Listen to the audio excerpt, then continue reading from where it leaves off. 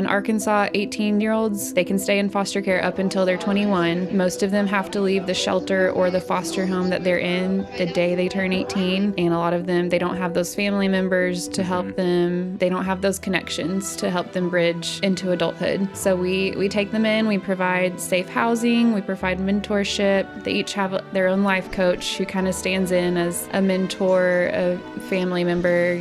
They help them apply for jobs, enroll in school, make doctor's appointments. They teach them how to cook, how to use a dishwasher, how to drive, all those things that a lot of teenagers learn from their families. Most of these kids grew up in survival mode, so they didn't get to learn those even basic things.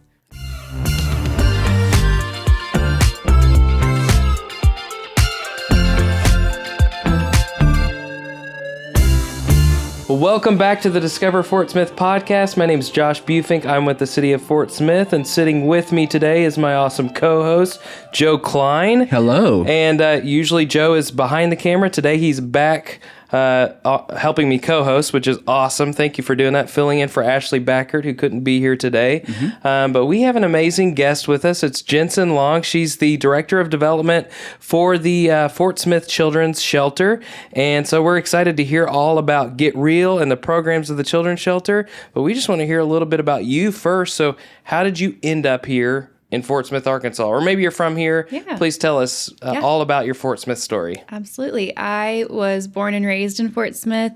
I went to school here. I played sports here. All of my childhood memories are here. Nice. And then I went to the University of Arkansas in Fayetteville.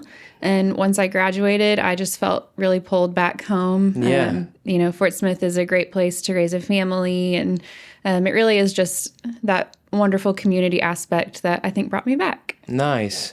So how did you start your work at the Fort Smith Children's Shelter? Yeah. And where'd you go to school for, too? Oh, sorry. Yeah. Yeah. So my bachelor's degree is in human development and family science. Okay. And I'm in my master's program right now in strategic communication and digital strategy. Oh, heck yeah. Yeah. So I'm working on that right Nice. now.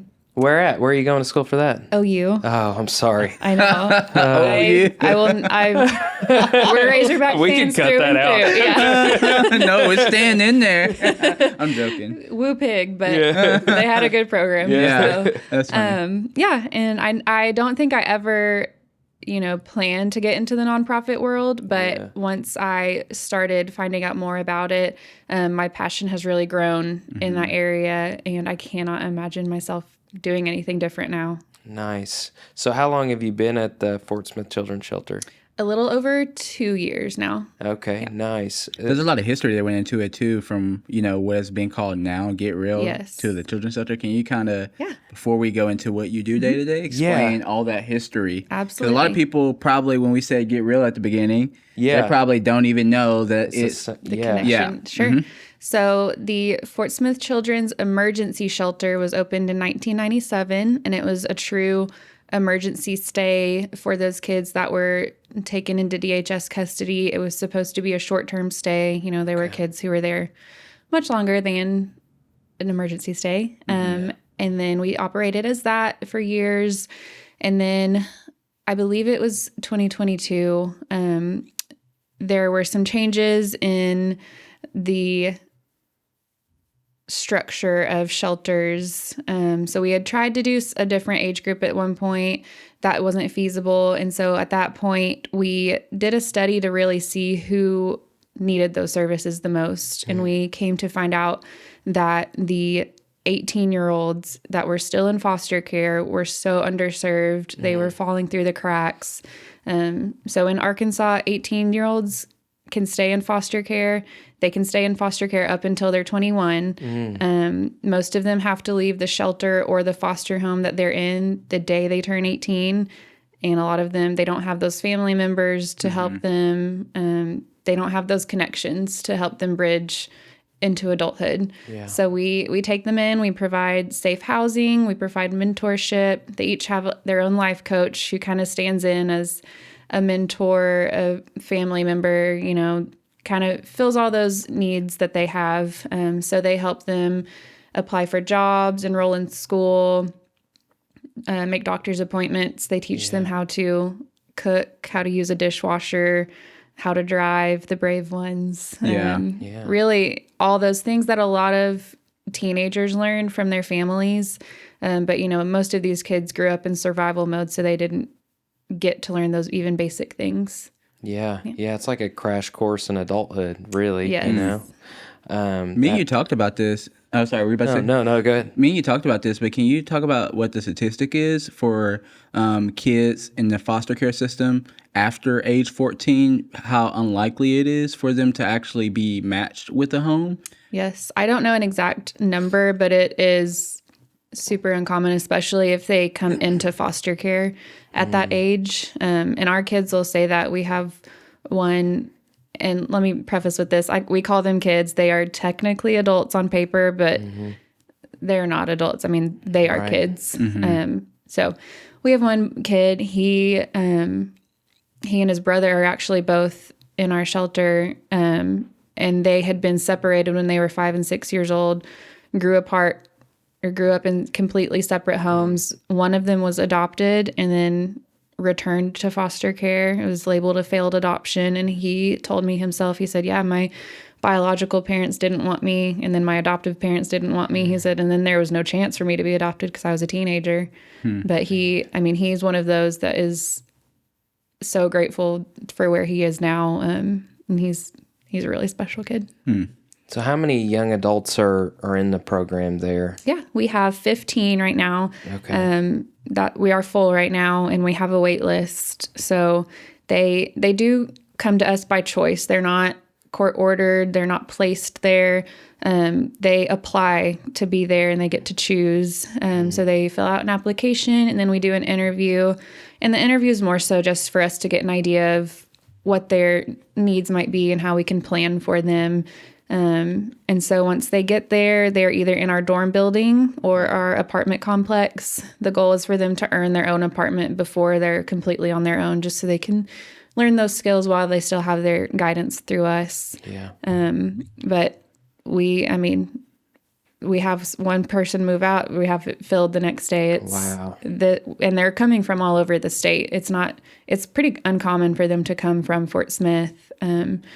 So it shows that it's a very needed service because we stay full. Are there plans to add on, since you do have such a big wait list? Are there plans to add on in the future, or are you waiting on funding, or what's the situation there? A little bit of both. We had looked at it. I think a lot of nonprofits and different services are facing funding cuts right now. Yeah. And we're in a good place. We have a contract with DHS, and they work with us. If we need more beds available, we can kind of work with them and work on that together. Right now, we don't have a plan to expand. We had looked at it and planned for it, but we kind of looked at those funding cuts on that end of it, and changes in a lot of the costs of living. Yeah. Talking about funding, how does GetREAL exist financially? Yeah. I know that's also changed over the years. So maybe you can even talk about what it was before versus what it is now. How do you guys make money to support these teens? So with our contract with DHS, they pay for them to stay nightly. So that money pays for them to be there, and kind of helps us keep the lights on.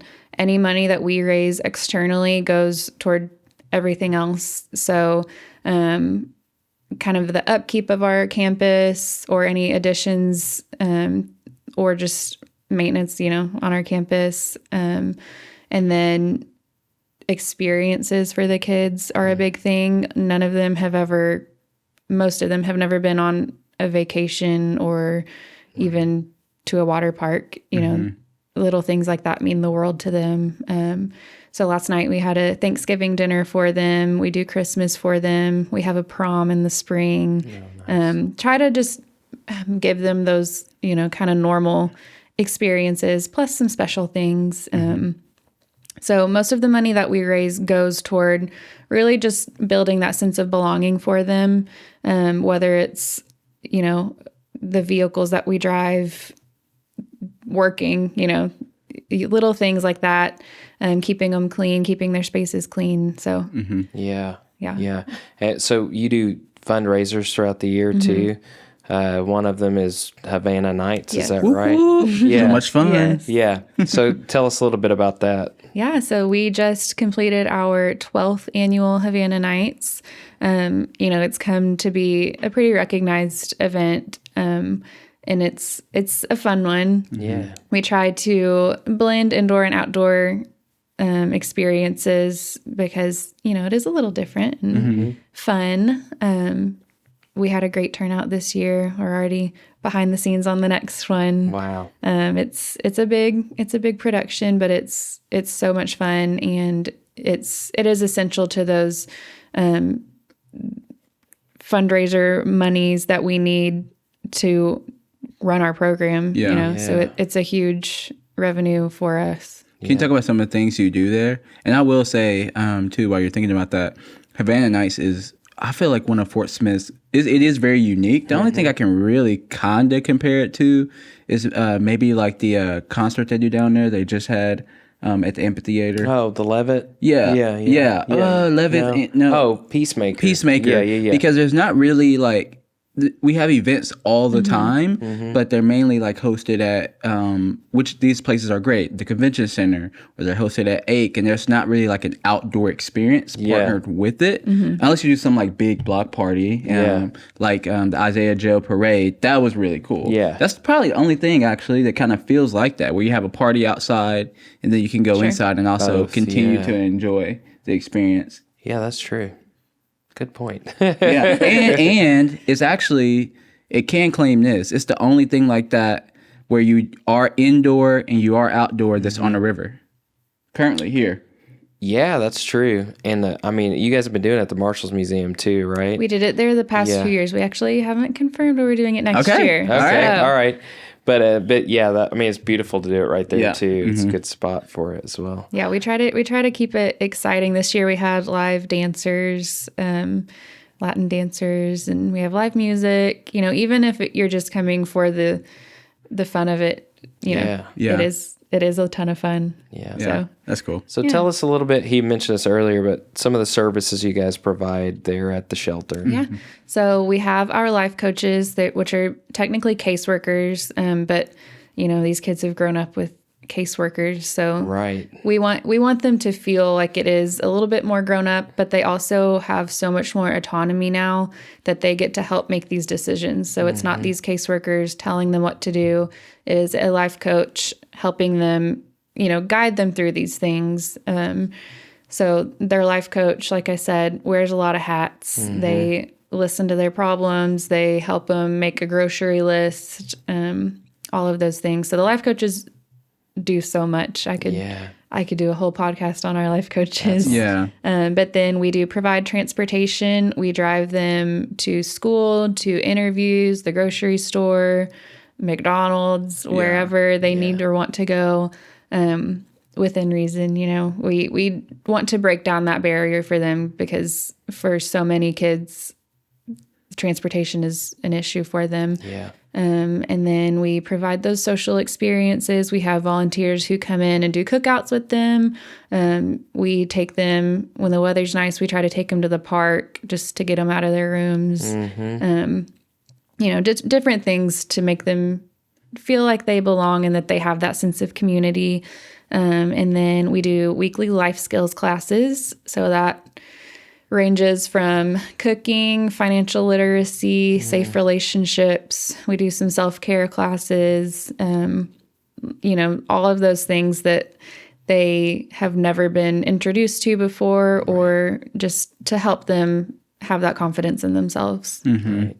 Is there a pretty big sense of community felt there? Do our relationships formed quite often between, I guess, residents there and stuff like that? I think so. Yeah. I've been asking a lot of our members things they're thankful for, or specifically I've asked them what GetREAL has provided them, and friendship is a huge one. That's good. And we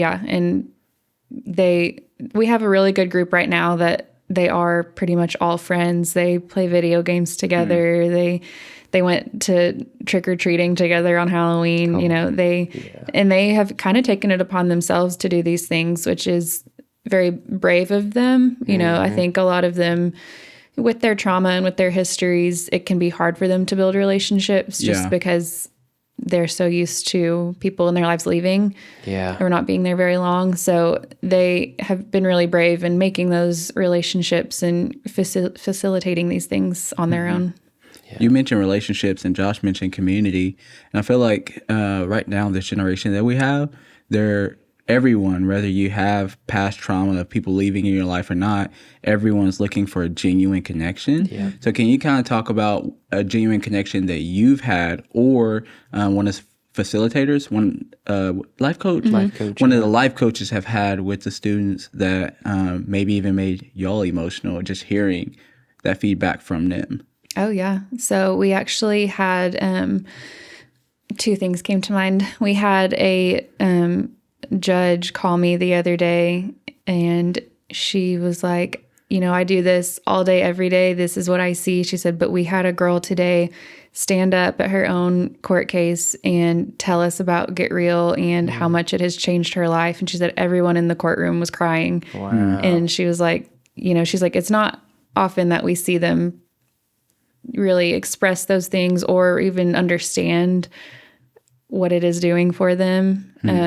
And I think this girl specifically has benefited so much from being around kids who are kind of going through similar things. You know, a lot of them, if they're in public school, their peers have no idea what this kid has been going through, or can not even fathom these events. But I think it has been so beneficial to her. Like her best friends here on campus, they're like, oh yeah, no big deal. You know, we're not going to think anything else of you. And I think that has been huge for her, to just have that community within ourselves of understanding. And they've all really grown together in that sense, I think. And then another story I thought of kind of just shows the community sense of Fort Smith and how these connections play such a big role. One of my good friends is a counselor at Northside, and she called me one day. She said, hey, she's like, I don't know a ton about the program, but I know enough from you talking about it. She said, I have an 18-year-old girl who's in foster care, and she's about to be homeless. She has nowhere to go.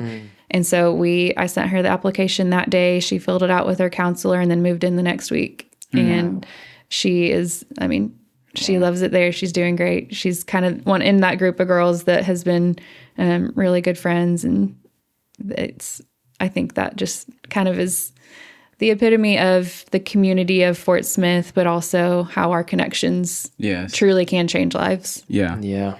That's awesome. Yeah. And it's a shared, I think, you know, the connections, there's a shared understanding between those young ladies who have experienced trauma. And it's even hard as adults to open up about things like that. Can you imagine? I mean, exponentially harder for teenagers to do that.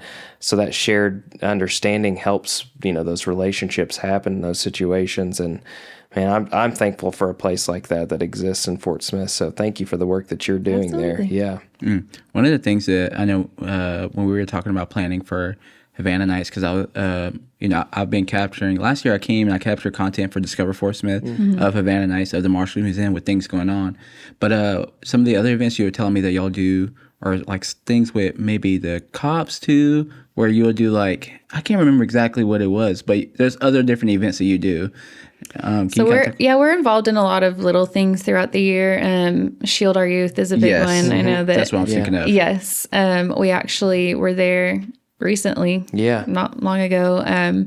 One of our kiddos was the recipient of I don't remember what it was called. The Shield Our Youth Award of some sort. Yes. Yeah. And then Mayor was there. Yes, it was a really big deal. And what is Shield Our Youth? What is that program? Or it's a program through the Fort Smith Police Department. They kind of partner up with different youth that are at risk or just need a little bit of extra guidance in their lives. And Officer Scott and Officer Henry are huge supporters of our program. Officer Scott comes really often to our campus. One, just so that the kids have a positive connection with officers, because for a lot of them, they have those memories of officers coming to their homes when things were bad.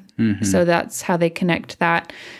So for them to have an officer that they can look at as maybe a friend, that is a huge benefit for everyone. So he's out there all the time. He comes and plays basketball or just hangs out in our offices for him to just be familiar. And so through that kind of partnership, our kids have, become comfortable with him specifically, but also with seeing a cop car or just opening up, to different community members.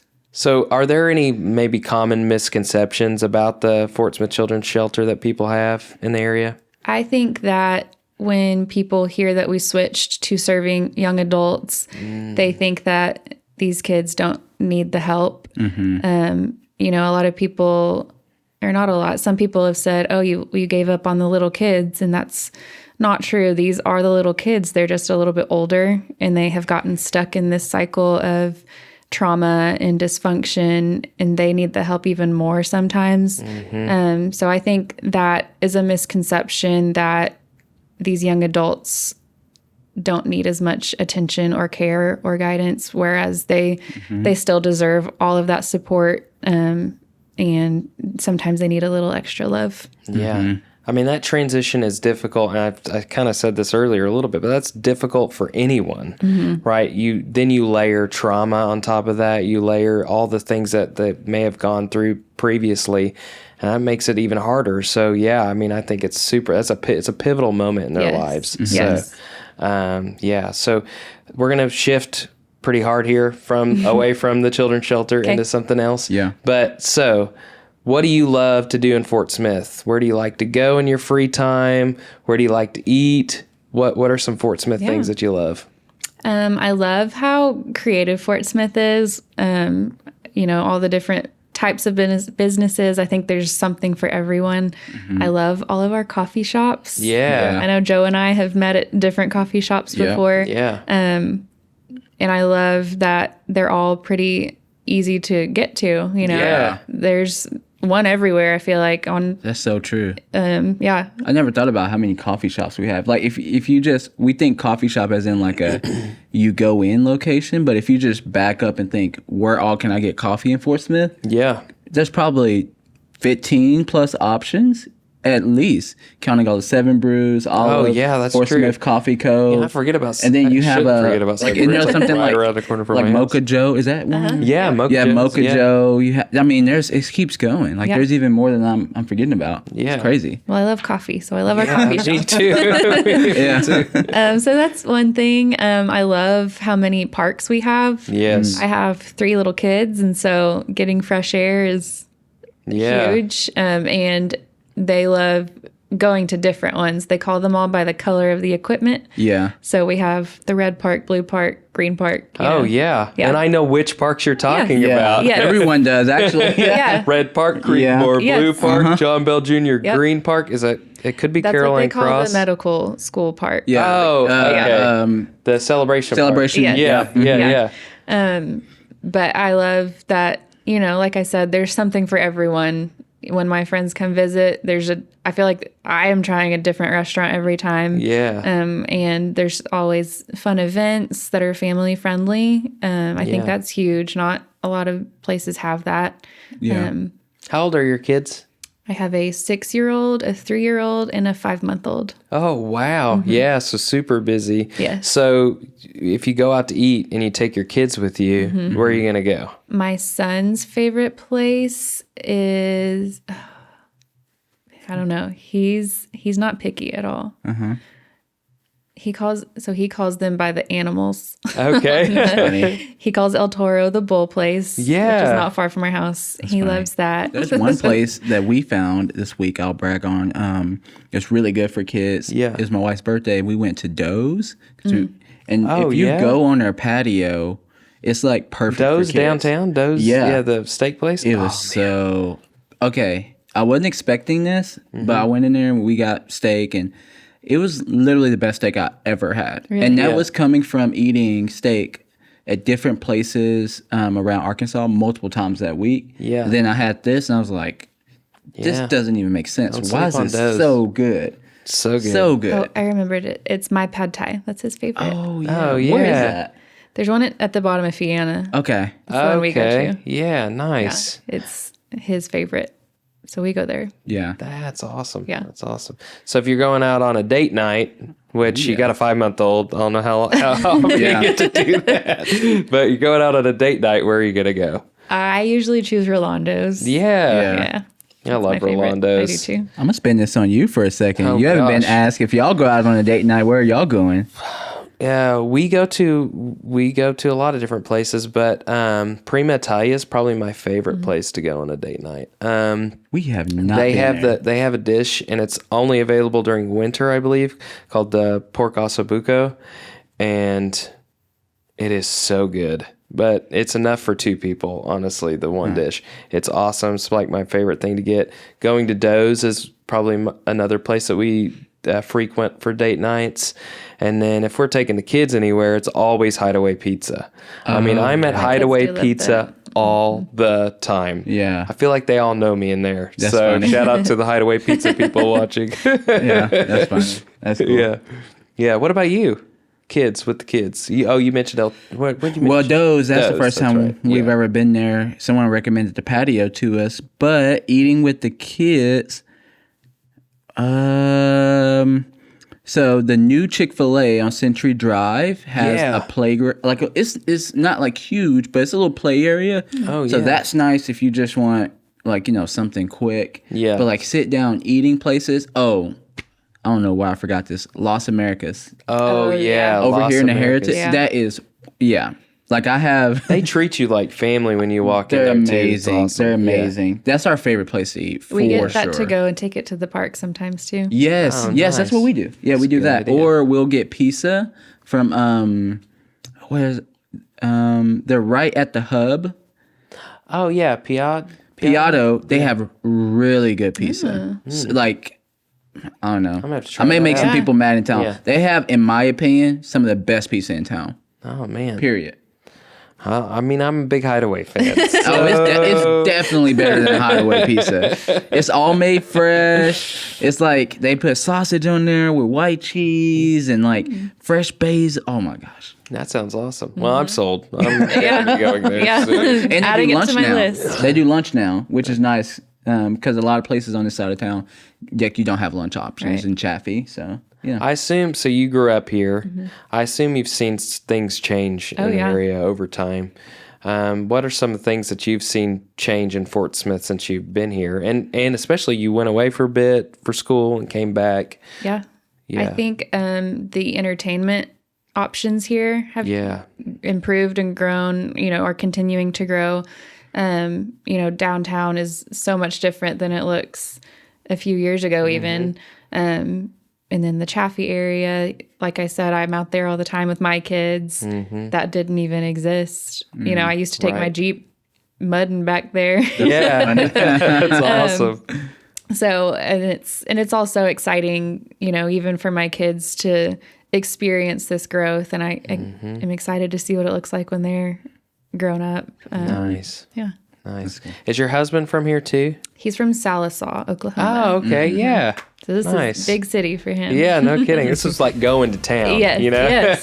He still says that when we leave the house. He says, "Are we going to town?" I'm like, "We're in town." You Yeah. can't say that anymore. That's funny. awesome. Yeah. Well, Jensen, thank you so much for being on the podcast today. I loved hearing all about the work that you're doing, really the necessary work that you guys are doing at Fort Smith Children's Shelter, or GetREAL, which people probably most likely know it as. So thank you for being on, and I look forward to talking to you again soon. Yeah. Thank you for having me.